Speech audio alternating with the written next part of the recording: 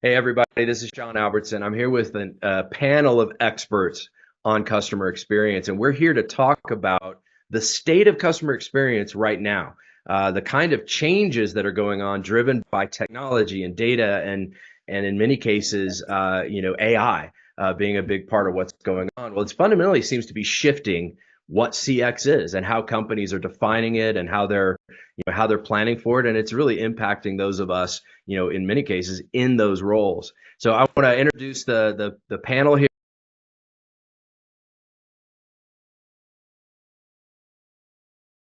Finding challenges and opportunities within call center environments, focus mainly on the technical side.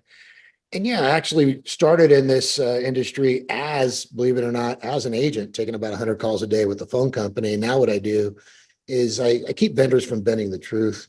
I keep customers from taking too many risks. And as far as the industry goes, I think we're at an inflection point. Customers have been barraged with a number of solutions, a number of promises, and there is some promise out there in technology, and there's a way to weed it out, and we can talk about more of that on today's call.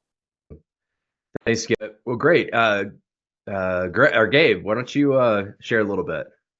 Yeah, hey, happy to be with you all, and thank you, Sean, for convening this conversation. I'm Gabe Smith, CCXP.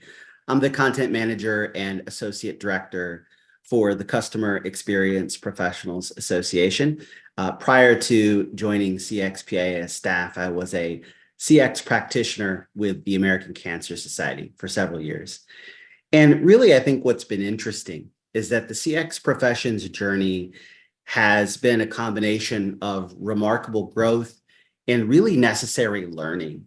And so, I don't think that CX professionals have necessarily done anything wrong, but we have to acknowledge that the field has evolved rapidly, and many organizations really treated CX as an isolated function rather than integrating it into core business strategies. And this created a lot of challenges when it came to demonstrating CX's direct impact on business outcomes.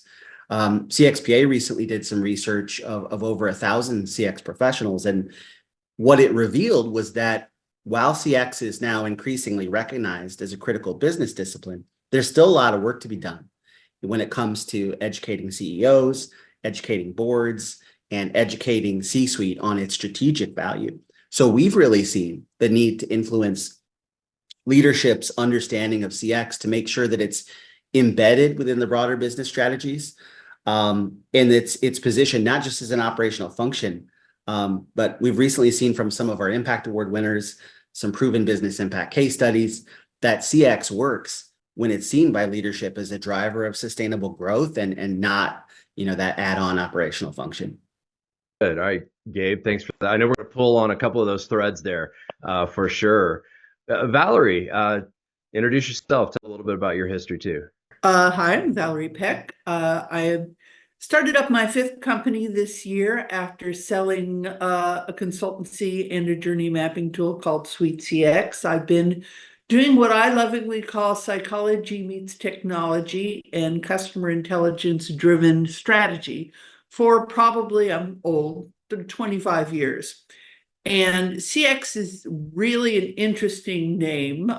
It comes along with the fact that there's just a set of inconsistent definitions, right? We used to call it customer experience management, and then it kind of slipped into customer experience, and then there's CRM.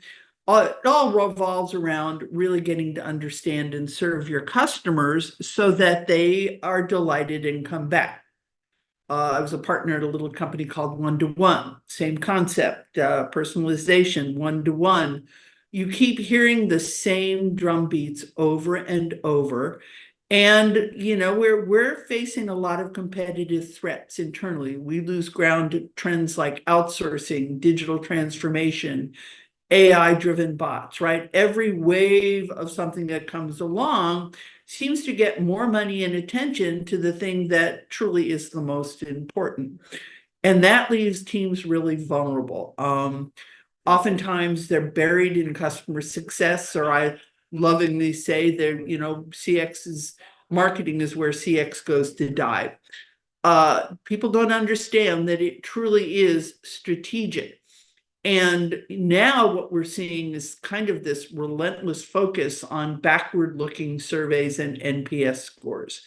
And our team calls it chasing failure, right? Do you love me? How much do you love me? And we start sounding a little bit like whiny teenagers as compared to the people who really do have enough power in the knowledge of our customer base and employees to make strategic breakthroughs. So that seems to be the Damocles sword of the whole thing, is companies who get it really get it, and companies who don't, you just keep having to prod them, and it's really annoying. Jason. It's interesting because I think many companies today, and I think we underestimate this, just don't know what to do next once they start collecting data. And I think one of the things that CX has failed at is to be a voice and a leader in that conversation. And I think part of the reason is folks that come into the discipline of CX don't have a deep enough understanding of data, the importance of it, the value of using it, and how to massage the data to tell a story. And I think that's a really key issue because it prevents CXers, as it were, from being the voice of the customer because they just don't understand how to put it all together. So they end up, I've seen anyway, focusing on sort of different areas of the experience, things that I would call more touchy-feely or more interesting, which is usually top of funnel activities, overlooking the bread and butter of a brand's performance, which is that one-to-one communication between a brand and its customer that often takes place after the sale. And so I think those are some of the things that I have been seeing, speaking to various companies about CX and where they stand today. All right. And I wonder who's next. Dave. Thanks, Sean. My name's Dave Seaton. I lead a small consulting firm where we empower CX leaders to create compelling customer journey maps that show a return on investment. And that's so critical, those last three words, return on investment. When I look at the CX industry now in fourth quarter 2024, we're really at a fork in the road. It's like the old Charles Dickens novel. You know, it was the best of times, it was the worst of times. Tale of Two Cities. There are the CX leaders who are, they're getting cut. They're getting removed from organizations. They're getting pruned because they're not showing a return on investment for the work that they've done. They've focused on satisfaction scores, NPS surveys, some of the things that the other panelists have talked about. And then on the other side, you have the CX leaders who are showing a return on investment for their activities. They're leading the strategy. They're giving the voice to the customer's goals, needs, and values, and leading the organization in a direction that makes improvements to the customer experience and drives the business outcomes. Either increased revenue, reduced operating expenses, greater share of wallet from existing customers. And when leaders focus on those outcomes, then we see them having a place at the table, driving corporate strategy. What new products are we going to create? How are we going to streamline our operations without negatively impacting the experience that our customers have? How are we going to message our customers that resonates with their value and their goals? And that's where we are going into 2025. 2 years ago, in 2022, around this time, everybody was talking about buy-in. That was the number one CX number one problem CX leaders faced 2 years ago was, were they getting buy-in for CX? Well, the leaders that got the buy-in and showed the ROI are now continuing on and doing incredible things. We had the CXPA Awards ceremony about a month ago, a few weeks ago. I was fortunate to be one of the judges evaluating those business cases. And there is a clear line between CX teams that are saying, we improved CSAT by 3%, and we drove $5 million of revenue to the business. And so that's where we see ourselves going in 5, is this fork in the road is, can you connect the dots? Can you show your work? Can you show the math at how what you're doing to improve customer experiences is having an impact on the business's profitability? So I'm going to open it up a little bit because I want to actually go through, because Gabe, you kind of said CXers didn't do anything wrong, but then several other folks said, but when you're focused on potentially some of the wrong things, maybe that is something that's kind of wrong. But I also agree that it's a little bit of a dichotomy. We didn't necessarily maybe know it was wrong. So maybe Gabe, go into that a little bit deeper when you think about, how CXers got here. Yeah, I know when CXPA started, it really began as a group of people who were trying to find their way together, trying to figure out what it was going to take to stand up this new field and move it forward in their organization. So, we've come a long way, and I think that to the extent that when customer experience programs are started, many of them begin with a great deal of enthusiasm, but we need to understand that CX needs to be positioned for success. CEOs need to understand what a successful CX program is about and what it isn't. It needs to be positioned strategically. And CX professionals need to make sure that they're educated that CX is not just about continuous improvement. It's about being that driver of sustainable growth. And so we need to be able to look at some of those challenges from both ends, making sure that CX professionals are educated, making sure that CX professionals understand that there's an ecosystem. They're not doing it alone. They need to have great consultant partners, like the people who are on this call. They need to have great technology partners. And then on the other side, we need to make sure that we are reaching the next generation of C-suite leaders. And we've been working on that through establishing a partnership, for example, with Campbellsville University to make sure that there's a master's in CX program. But we need to make sure that CX is taught in business schools, not just in master's programs, so that next generation understands the value of CX as a driver of sustainable growth. So multiple educational pathways, but we need to keep driving that message forward. Thanks for that. Hey, Skip. So, Gabe just mentioned technology partners, and I know you're working with them all the time. And you even said kind of in your introduction, trying to make sure that the partners don't lie or the vendors don't lie or something. Talk a little bit more. Yeah, exactly. Talk a little bit. So now in this age where all the conversation seems to be around executing on experience through technology, talk a little bit about what you're seeing there in these, with these partners, with these vendors, if you will. Absolutely. And they're all hungry. We're at a point within the technology that there's just too many players there. We're very mature, I would say, within the marketplace when it comes to technology vendors. There's always innovation coming. That's a good thing, sometimes a bad thing. But what happens is the contact center teams, they want an injection. They want a quick fix.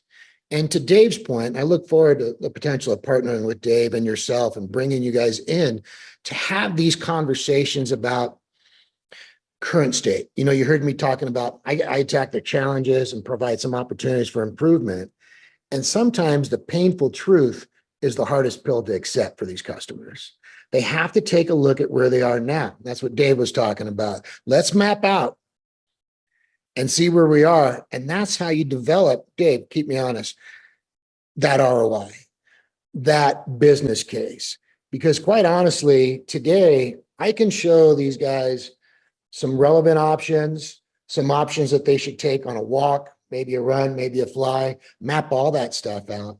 But their biggest sell is not the technology, it's to the leadership team improving that ROI and that business case. Does this make sense? These contact center teams are really still seen as a cost center. So how do we transform that and say, no, it can be seen as a profit center, even if that's just building customer loyalty? And sometimes, you mentioned me and technology, and that really is my focus. Sometimes we can accomplish that with the technology that's in place. Well, Dave, maybe you can add to that a little bit more about what you were talking about, the difference between ROI, for those that were doing an ROI project in an award versus chasing a metric. I assume technology was part of that as well, right? Yeah, it can be.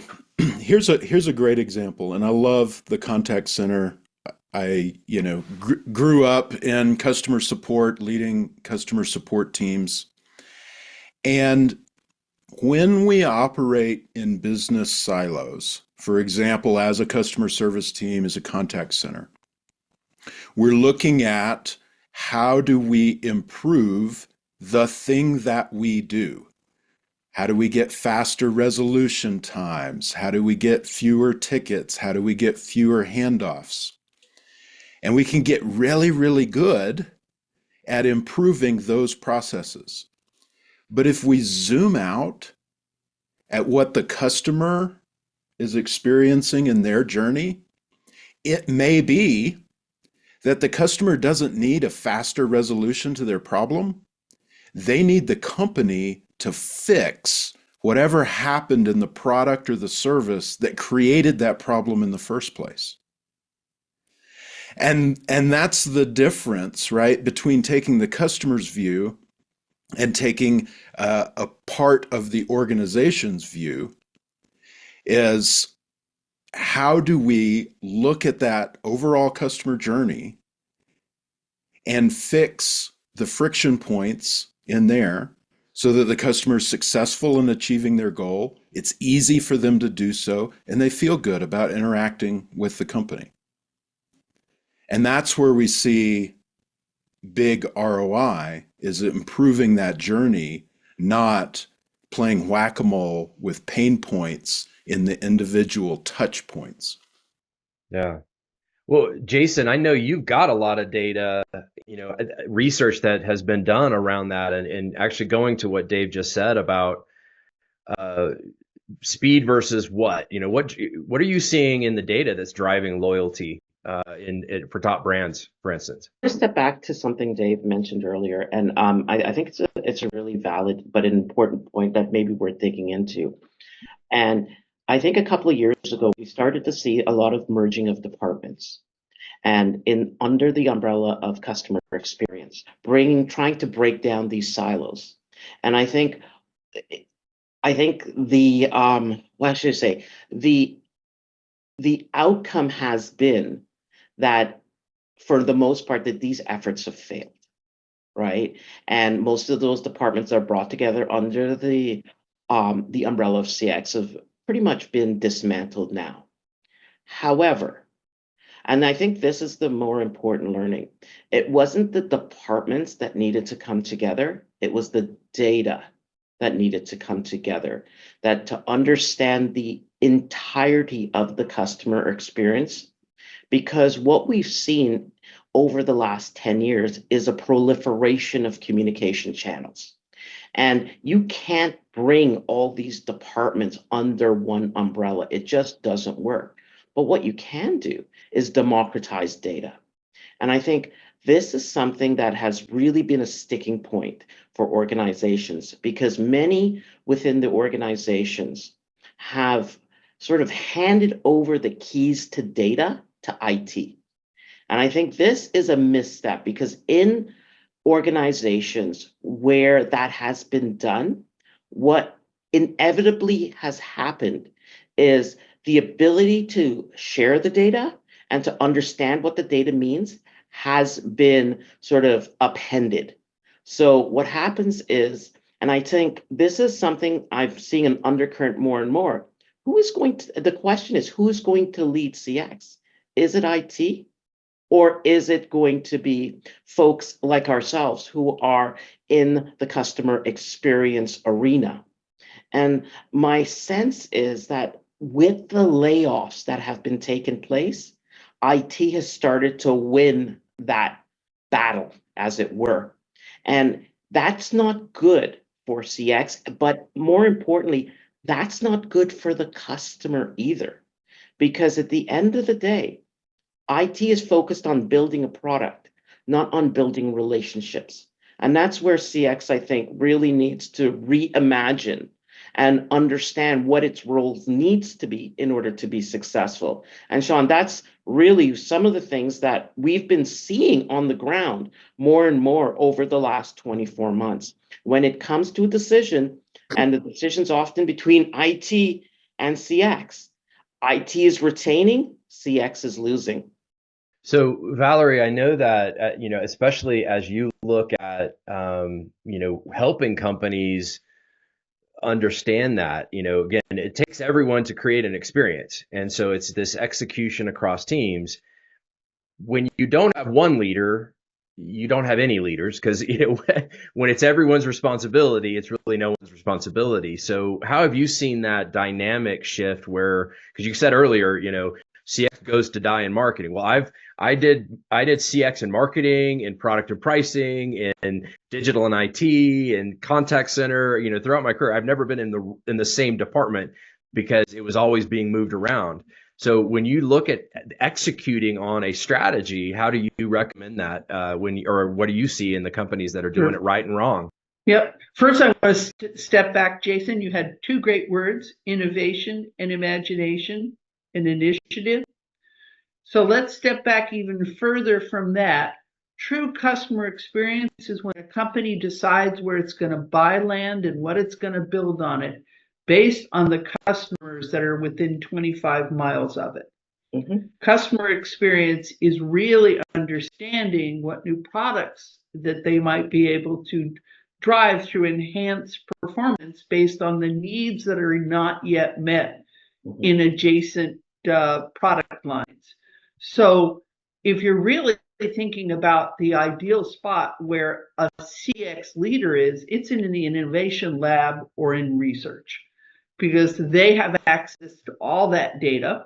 If you're using like something like Segment, where you're democratizing the data and it's now available to all the departments, you start using it not only for customers, but for employee education as well. So, I think we've siloed ourselves and done a disservice, again, of making it really small and looking at feedback and information that comes at the end, as compared to looking at what could we do that's innovative in a contact center that has the byproduct of having less hold time or better empathy or a higher CSAT that also then engages the employee and we had a client, an automotive client, that had a very poor CSAT. And when we stepped back and we started looking at the customers and the employees and whatever was happening, we found that the employees were not engaged. So we worked with the dealers to let them test drive the cars, and we gave them all sorts of cute little gamifications where the fuse boxes were and everything. Their CSAT and sales soared because they were so engaged and thrilled driving the cars around, right? That is innovation and what should be done from a company-wide perspective, as compared to, Sean, is what you said, kind of the whack-a-mole trying to improve numbers. I come from contact center as well. I used to engineer them, and I truly believe they're still the heart of the organization. And, that's the perfect spot to take the knowledge that we have and, again, apply it strategically through the technology to activate that data and make it more useful everywhere. Yeah, I love that, Valerie. And I love the whole idea because, to your point, when we were, yeah, we're all about the same age. When we were all starting in business, it was like you always heard location, location, location, right? That was the whole thing. Well, that's changed now, but you could use the same point because, as you just mentioned, location, if you will, of the experience is harder. And going back to that, when contact centers drive CX, marketing thinks it's a farce. When marketing drives it, they tend to focus top of funnel. Jason, like you were talking earlier, so it all comes down to these silos that get created and naturally in business. So like most organizations, the departments don't have it out for the other departments. They're not at that level. They're not creating silos to really damage the others. It's just the natural. I got my head down doing what I'm told to do by my boss. And so that just perpetuates this lack of looking up and around. So I think location isn't necessarily where the CX function sits, although some groups better than others. But it's more about driving the conversation and the collaboration and ultimately creating influence. So let's transition a little bit. So as we think about CX, right? So there are folks now looking for a job that may be watching this right now, and they're trying to think, what do I need to do to be, if and when this pendulum comes back around, what do I need to do to get ready for that change on the other side? So maybe who wants to start by just kind of talking about, about that? So we're going to start with, let me pin you. Oops, hold on. Yeah, Dave, start with you. Awesome. Yeah, Valerie said something incredibly important. And that was the idea of understanding customers' unmet need. And to answer your question, Sean, if I was a CX leader moving into a new position, priority number one would be becoming an expert in our customer. Priority number two would be becoming an expert in my organization, so I know how to navigate the different stakeholders and players in the organization. But becoming an expert in our customer means understanding their goals, why they became a customer in the first place. A goal turns a person into a customer. And then understanding those unmet needs. I'll give you two quick examples. The first was my Uber driver. He picked me up at 4:30 in the morning. I had scheduled it in advance, okay? Now, he had some data on me, never met me before, but he knew I was short, and he saw me carrying a suitcase. And I got into the car, and he said, before we leave, I just want to make sure, did you pack all your device chargers? And that was so impactful for me because he was demonstrating he understood me, he knew what my goals were, and he cared about what happened to me on the trip, even long after the Uber ride was over. Unfortunately, I cannot tell Uber, I want this guy to drive me on every trip, or I would.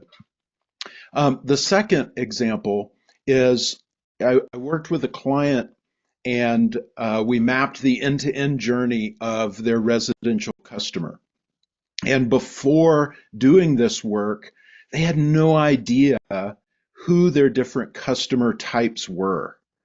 They just sold to anyone who would buy. But doing the journey map, we identified they actually had 3 different types of customers with really distinct goals and needs. And their most profitable customer type, they weren't meeting their needs with the reliability of the product. And the company's internal opinions was, oh, well, maybe it's field service. Well, maybe it's the contact center. Maybe it's our hold times. It was actually the reliability of the product itself. And so becoming an expert in the customer and those unmet needs, they were able to begin brainstorming new products, new service offerings to meet that reliability need of that one customer segment. So that's what's important for CX leaders going into new organizations. Become an expert in your customer.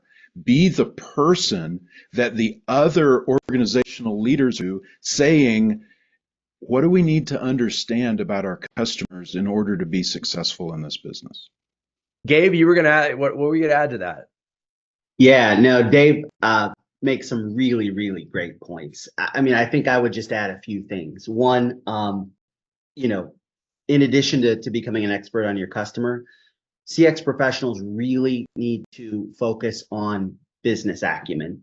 You know, I talked about how they need to show how CX ties into financial outcomes, but we also, you know, we published a series of books on how CX professionals can collaborate more effectively with other departments like IT, you know, as Jason mentioned, so that it's not that zero-sum game where someone's got to win and someone's got to lose, but you as a CX professional can understand what are their priorities.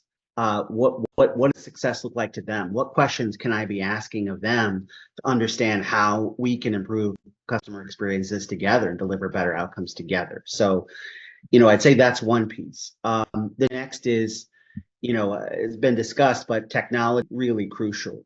You need to understand, CX professionals need to understand not only how they can leverage tools like AI and analytics, but how do they translate that into actionable insights that align with the business goals, support overall, you know, customer outcomes. You know, I would also say staying connected, you know, engaging with professional bodies like CXPA, making sure that you have a network of folks that can help you, that have been in similar situations as you, that have navigated some of those challenges, and also, you know, adaptability. Over the last few years, we've seen so many things, so many emerging trends that we need to stay on top of. This is only going to continue. It's only going to accelerate. So staying curious and open to learning and forging connections is just so critical. I find that we are the finger that's the plug in the dam oftentimes, and facilitating all these different competing groups. And they're not necessarily competing negatively. They just need budget. They need what they need. So we find that coming in as a consultant, I'd say 100% of the projects I end up on, there are workshops where you need to facilitate getting information, synthesizing it, and sometimes being the one that says, your baby's a little ugly. So that is really, you know, you're kind of the ambassador because you're, and the fox. I used to have a boss at AT&T. I used to call him my fox because he knew how to get things done in the back channel. And that is another skill we have to have because we don't often get to be at the front of the table telling. We're usually the ones that are getting things. That's exactly right, Valerie. And some larger organizations that I've been a part of, you talk Fortune 30 banks, they have sometimes a liaison that helps translate the needs between business and IT. And I'm guessing what you're saying is you play that role. But if I can answer the question, Sean, that you asked, kind of like, how did we get here? And there's been a lot of good conversation from the panel, but I see this, and I think Jason talked a little bit about this. I see this as a classic case of tripping over dollars to pick up pennies. Again, we're at this inflection point where we're seeing these layoffs that was mentioned, and now IT being brought in to lead these efforts. I think that's dangerous. I see IT, taking on a larger role, but I think it's a mistake. So I'm not going to make any friends with IT, but we need IT information, provide some level of guidance, but recognize that IT has a bias. I mean, IT's best day is when they don't get a single call or email. We need to leverage IT for their knowledge, but we really need to, again, not going to make any friends with the pocket protectors, but we need to put them to work. Yes, make them part of the process, but IT's just not suited to lead it. They just have their biases. And so how else did we get here? Well, and how can, to answer your question, Sean, how can folks that are maybe looking for their next adventure, how can they prepare themselves? Well, they need to learn how to put on blinders. You know, when Sean mentioned, hey, all these guys are busy focusing on their own job, that they need somebody to come in and put a set of eyes on it. They need to remove their blinders, and they need to be able to look at the contact center the way that everybody on this panel does. Maybe an opportunity to maybe train these guys that are looking for work and say, here's how you assess, here's how you dream out, here's how you lead projects, here's how you become a little more of a project manager and less of a director of customer care. But I'll be quiet and let the others join. Actually, Skip, I think you make a couple of fantastic points, and I certainly agree with you in terms of where it's very dangerous from an IT perspective. Valerie, I think one of the things you said that really struck me is the term ambassador.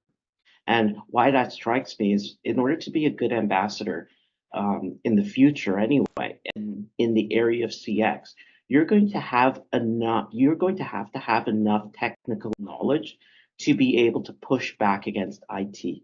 You're going to have enough knowledge of data to be able to dictate, this is how I want the data to be collected, and here's what I need it to look like for analysis purposes, because I have an aim, and my aim is to tell the customer story at the end of the day, and it's the complete holistic customer story. Then, to bring in something that Dave said earlier, is to actually have that business acumen. So I really think that we have really uncovered not only how we got here, but I really think we've started to put together the recipe of how CX can get out of it, right? Out of where they are. And I think the role ambassador is really key. But in order to be an effective ambassador, we have to have, they say a little bit of knowledge is a dangerous thing. We have to have a little bit of knowledge that allows us to play in multiple areas simultaneously. And those three areas are IT, it's data, and business acumen. And a part of that evolves into innovation, obviously, because at the end of the day, what we're trying to feed into the organization is innovative products, services, and ideas. So I think that's the way out.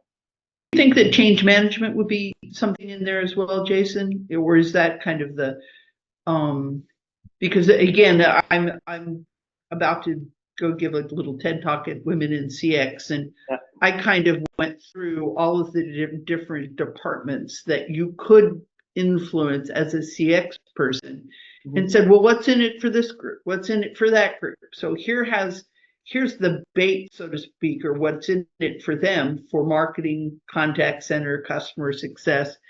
And if you provide that data and insight to them, they become a willing partner with you as compared to, aren't they the survey people? It's interesting. What I've seen is that when you sit under sales, something that brings in revenue, it's a lot easier to get budget, right? And so oftentimes CX sits in what I feel is at the outskirts of very serious decision making, and as a result, the influence isn't there. The departments, the CX departments that I've seen that have been immensely successful, often have a straight line into sales, believe it or not. And what they've done though with that sort of beeline into sales is brought in the rest of the organization with them and have become a voice for the rest of the organization. And that has been where CX has been most successful. So I think you have to go where the money is. And I think where you sit in the org structure is super important. And I think, for example, when you look at contact centers today, contact centers are often outsourced. They're seen as a cost center. They're not perceived as a revenue generating center. And as a result, they get put to a side, right? And that's not good for the organization long term, because their KPIs that they become measured against is basically how much cost I can cut, which is the wrong way to approach CX. So for us to sit in that area, I don't think does us any favors. And so I would argue something that we've kind of mentioned earlier is you have to be sitting in a place that, has some gravitas. And sales is one. IT, unfortunately, is another, but we are not, I don't think CXers are well positioned to influence the conversation in IT. We are almost like the opposing end of a magnet, right? So we have to sort of balance IT's push and to make sure that what this may be a great tool, but is it good for the company? Is it good for the customer? And overall, is it good for the business? And that's a part of the conversation CX needs to be part of more and more if it hopes to be successful long term, or else IT becomes unconstrained in terms of their push. And that's the danger, because unconstrained IT, the end result will be commoditization of a business. And that puts them at a significant risk because you IT yourself into average, as it were. And that's a danger for organization. And for all the futurists out there, right? This is where I see sort of the rebound for CX is going to happen, is against that sort of push to conformity, and everyone has the same tools, everyone has the same tech, and guess what? In the end, everyone is the same company. And so that's where CX can really sort of play a role, but we have to manage our growth very effectively and manage where we position ourselves within an organization and really push to be in a position where we can have influence, as opposed to being the department that moves from, area to area organization. That's the kiss of death, to be honest with you. Yeah, thanks, Jason. So we got a little bit of time left, so let's kind of go around the horn for some closing thoughts, a little bit on the conversation. It's been an incredible conversation. This is awesome. Really appreciate your participation and all the great knowledge bombs you're dropping on the audience. Who wants to jump in and just kind of think closing thoughts as we continue? Yeah, there's a lot coming. There's a lot of noise. There's a lot of fear. The economy doesn't help at all. But to those guys that are out there looking for their next role, keep your chin up. These things happen in cycles. Things are going to settle down with the noise. And if this is viewed by those people that are looking for their next adventure, I mean, my main role is helping contact centers figure out their tech. But the other thing I do that I think Sean and everybody else knows is help people find their next role. I've been there, I've done it, and happy to coach you along the way. So if that's the case, please connect with me. So I've seen some little rays of light in the last week for people that I've been kind of just helping casually have gotten jobs. And they've all been actually pretty keen jobs, not, higher level and what we've been talking about here. So I think that is a good thing. And I think that I went to the MSU event, and this Women in CX. I think that there is definite attention on what we're talking about today, which is the need to up the game and stop chasing failure and start chasing success. So I think that if you had a takeaway here, is having people start using what they're learning about the customer and using their data better to inform as compared to react would be the one thing they can do to start showcasing them and doing better. Well, my quote of the day comes from Jason. Don't IT yourself into mediocrity.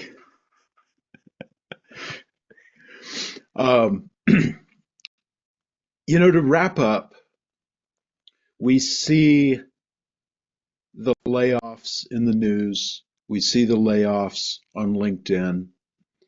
And not everybody who was laid off was doing a poor job, right? I know some fantastic CX leaders who, were a victim of a business cycle.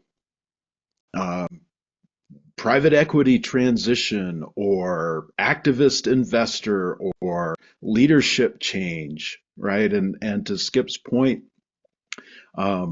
these cycles exist in business.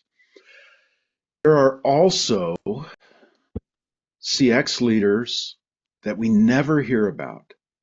They're embedded in an organization. They've been driving change for years. They've got ROI to show for it. And the only time we might ever hear about them is if they win an award, if they even apply for an award. And so there's hope out there for our profession because there are these individuals that are driving change, they're driving business outcomes, they're leading their organizations, they're experts in their customers, they've got the business acumen to navigate the internal politics, the silos, they understand the data, they stay abreast of technology, and it can be done, and it drives remarkable results. Absolutely. Gabe? Yeah, absolutely. And just adding on to what Dave said, I mean, sometimes people in our field too can be the victims of their own success and their own achievements. And so I think that can play into my bottom line in listening to the conversation today is that the CX field is going to continue to evolve.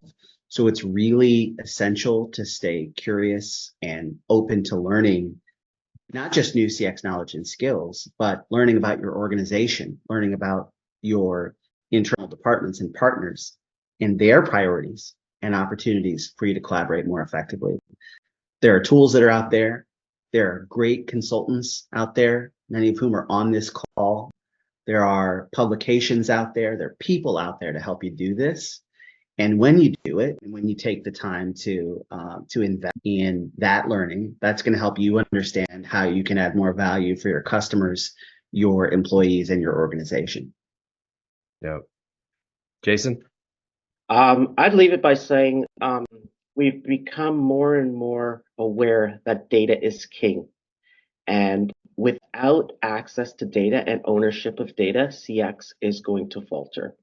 And we have to be not only a part of that conversation, we have to be leading the conversation and leading the technology that allows us to democratize data across the organization and open the floodgates that gives organizations access to data. Because right now, data for most companies continue to be held very closely to departments that want to maintain their position. And unless we can get that data out, CX will continue to falter. So if you're pondering CX, one of the things you're going to have to make sure as a baseline that you understand is data.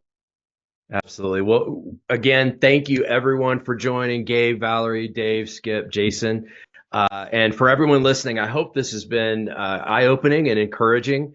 A couple of things I'll close with, I agree is, what we need to be doing in the CX space. And this really actually goes for UXers or CXers or EXers. Put any letter in front of X, any letter in front of experience is all being impacted by this. The reality is we're in this time of change, so we need to be changing with it and changing with the times.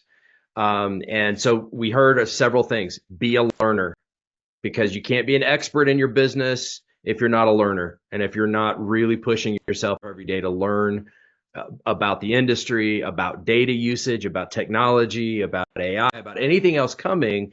Be a learner. I think that's a key one. The second is, regardless of where you are in an organization, you've got to be an influencer. We talked about an ambassador earlier. You champion in your organization, but doing that through influence, because it does take, no matter what the org structure is, it takes everyone across an org to do what's right for the customer. And so you need to be an influencer, and it's a real full-time job, and it can get hard, but you've got to be that bridge connecting to those other groups and making those change. But the third is you got to have a community. And so like CCXPA, there's CX Accelerator, there's others. I mean, there's a lot of communities out there, and I want to introduce you to one that's coming after the new year, based on this topic specifically, CX on the Rocks. And if you want to join us and join the community, the brain trust, if you will, go to cxontherocks.com, sign up for the mailing list. You're going to be able to listen to experts like those on the panel today and others and learn about this changing environment in real time, experts that know what's going on. So join the community, join the conversation, and we're going to do great things at the end of the day, because again, our businesses can't survive without good CX. And so we got to make sure CX is good for the environment and for the business as well. All right. Thanks, everybody.